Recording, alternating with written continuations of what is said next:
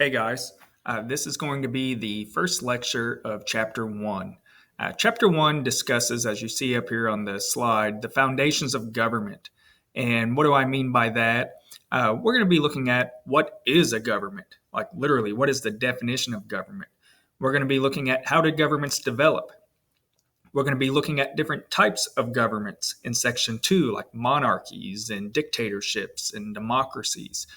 And then in Section 3, we're going to be looking at the government of the United States. Since this is American government, why not talk about the United States? Let's get started. Section 1, when you look, what we're going to be looking at is the purposes of government.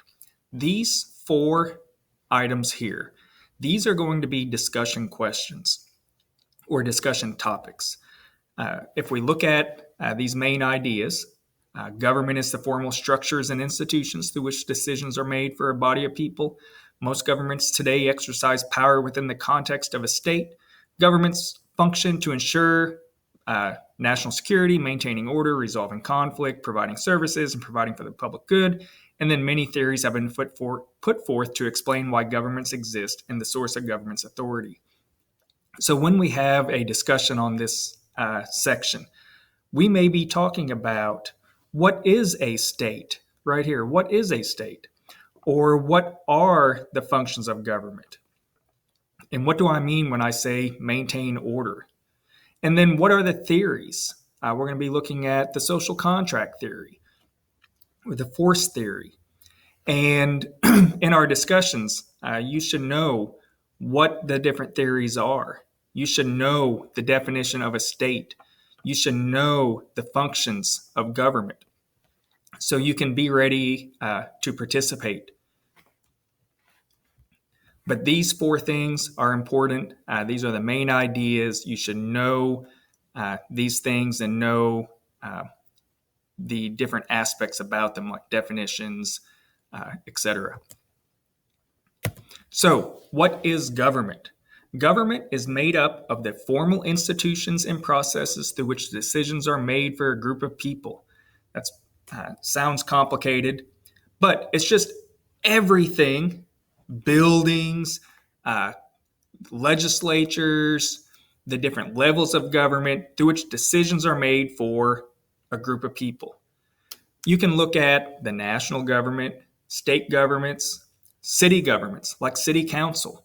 We have a city hall. We have a board of aldermen here in Bonne Terre. They make decisions for a group of people, the people of Bonne Terre. So that's a government. And there's three main components of government: the people, such as elected officials, and the public servants, the police officers, the clerks, the other administrators who carry out the day-to-day governmental business. Another component of government is power. The power to make laws, the power to carry out laws, the power to interpret the laws. And then policy. Policy is just decisions made by the government. It can be a law, a program, a series of actions put forth by the government. But government is made up of people, power, and policy.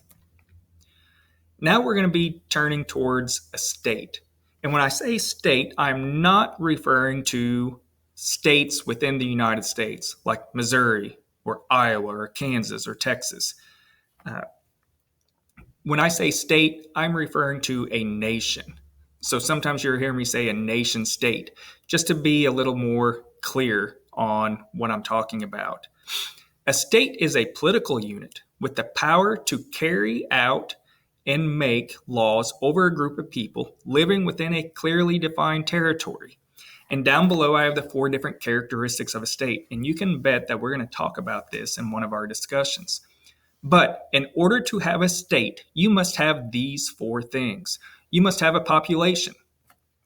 It doesn't matter if the population is, 10,000 or 1.3 billion people. It doesn't matter.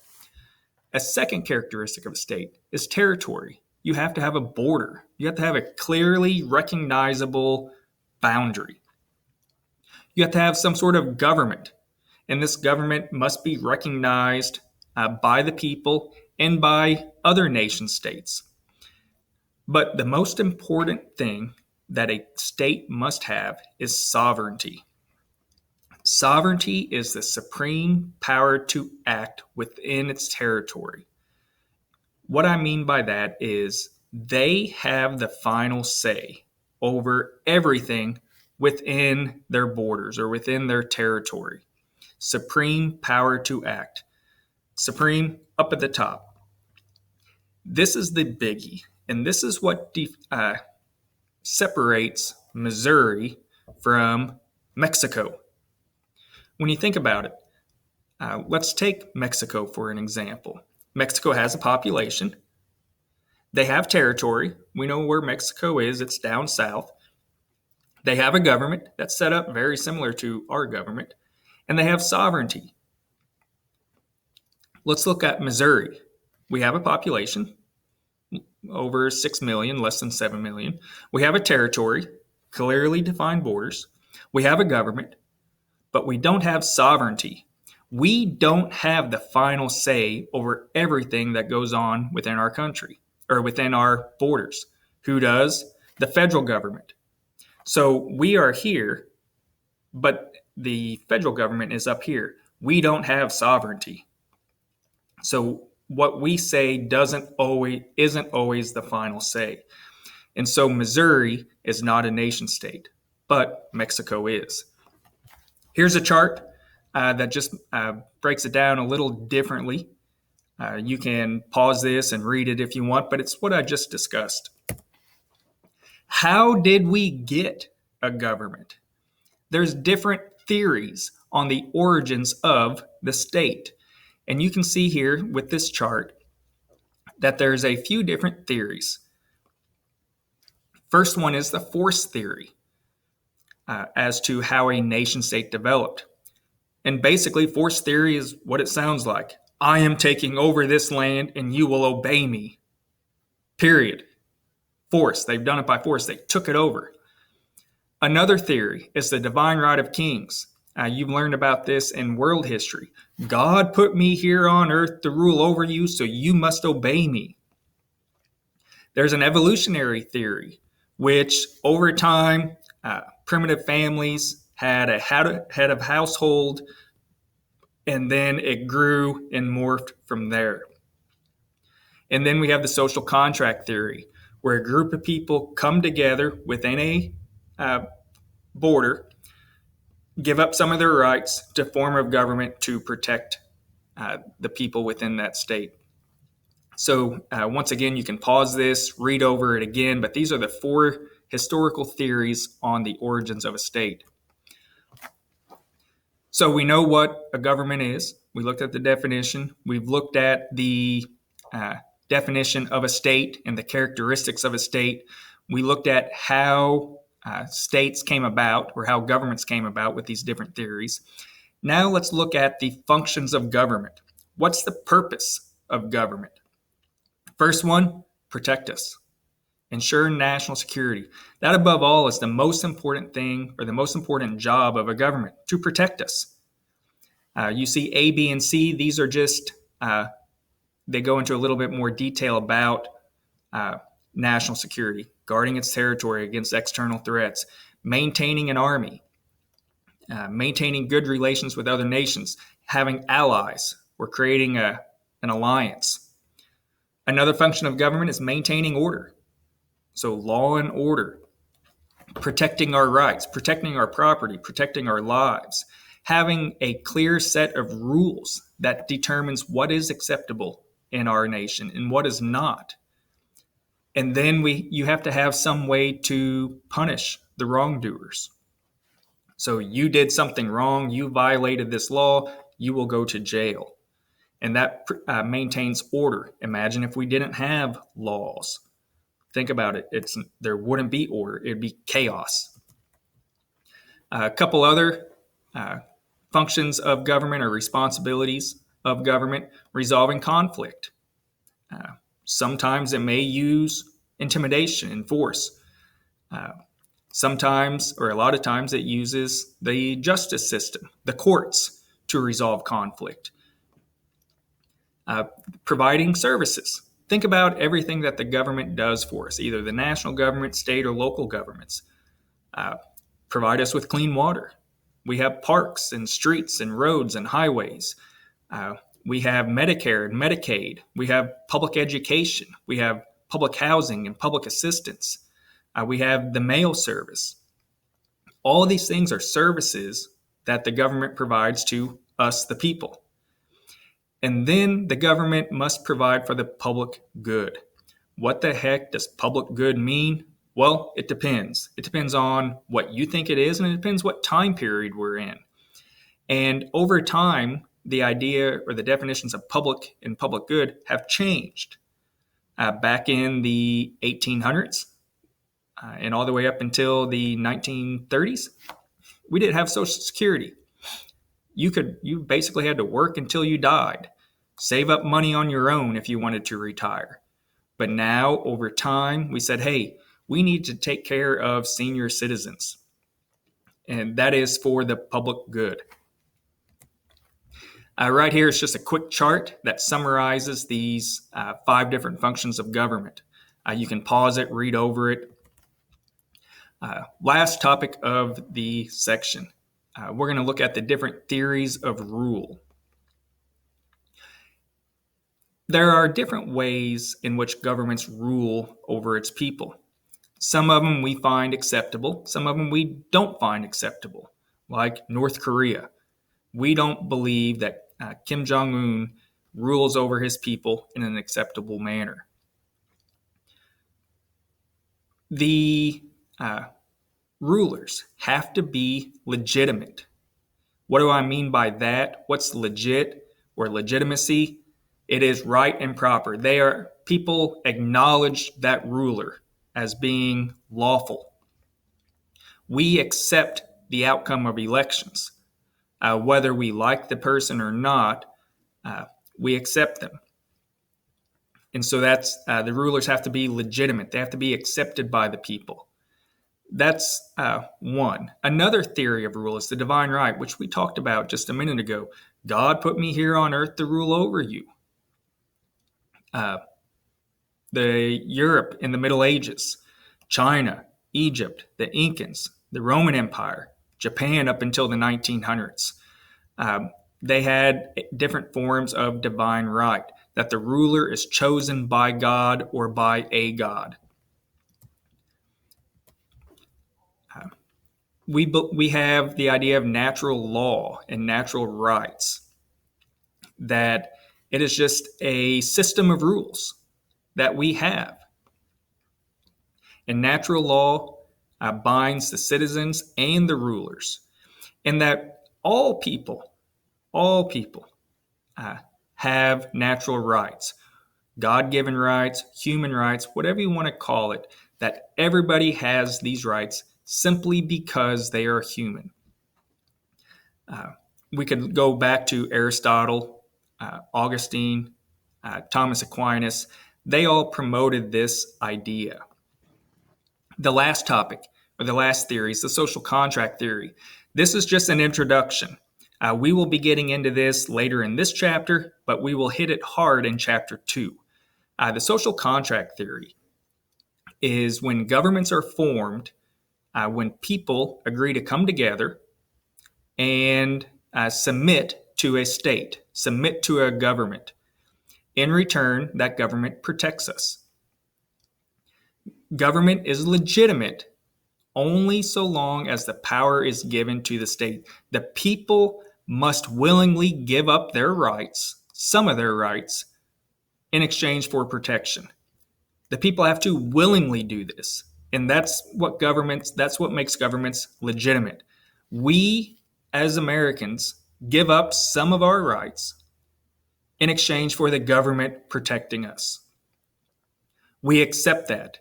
And so the government is legitimate. With the history of the social contract theory, I hit this real quick, and then, like I said, we will hit this again in chapter 2 pretty hard. In the 1500s, there's a philosopher by the name of Thomas Hobbes. He wrote a book called Leviathan. Leviathan is a sea monster. But Thomas Hobbes had this theory that originally people lived in a state of nature. There was no government, no rules, no laws. And imagine what that is like. No rules, no laws. No, it's not party time. It's chaos. There are no rules. What's going to stop me from robbing someone else or killing someone else? Nothing. And so people were constantly at war. Thomas Hobbes had a quote that's a pretty famous quote. He said, "The life of man is solitary, poor, nasty, brutish, and short." When you hear that phrase, think about that. He is not painting a positive picture of life. Poor, nasty, brutish, and short. That sounds kind of depressing to me. And so what humans decided to do was to cooperate. Hey, let's work together. Let's form a government to protect us. Protect us from whom? Each other. We have to protect ourselves from each other. I want the government to make sure that this person next to me doesn't kill me. Thomas Hobbes promoted the idea that the government must be extremely powerful. He favored an absolute monarch, someone who had total control. And he said we need this to force us into submission, to force us to obey these rules. He said that's the only way we can survive is through a powerful government to force us into submission. Thomas Hobbes was the first one to come up with the ideas of people coming together, forming a government. John Locke kind of expanded on this idea. John Locke had the idea that people have natural rights, life, liberty, and property. And it's based on the consent of the governed, that we who are being governed give our permission to the government. We consent to being ruled. And that's big because John Locke said that because we have natural rights, the government must protect these natural rights. The government cannot do anything that it wants. And if the government doesn't uphold its end of the social contract, if the government doesn't do its job of protecting us, what do we have the right to do? Toss them out. Form a new government. Jean-Jacques Rousseau, as the final philosopher that we're be talking about, we're hit him again in chapter 2 like the others. But he said the government must be responsive to the general will of the people, that the government has to do what we want them to do, that they can't just make laws without our consent, that they have to be responsive to us. This pretty much sums up section 1. What I recommend you doing is sometime before our first discussion, go back, review your notes, or if you forgot to take notes, go back and watch this video again. It's about 15 minutes. Go through, make sure you know what natural law is, or what natural rights, the social contract theory. What are the functions of government? What are the characteristics of a state? What is a government? Make sure you know this. Study it, review it, because in our discussions, in our class discussions, I'm going to be asking you these questions. And I expect you to be able to answer them. You can use your notes. That's what I'm asking you to write your notes for. If you don't participate, if you didn't watch this video, which obviously you have, then you're not going to get discussion points. And that's going to make up a good chunk of your points for this class, is being able to discuss, just like if we were in class, sitting in a classroom, me at the front of the room talking. I'm going to expect you to have paid attention, to have your notes, and to be able to have a conversation about these things. Feel free to watch this again, or even, you watch it again before the discussion and then before the test. Until then, Talk to you later.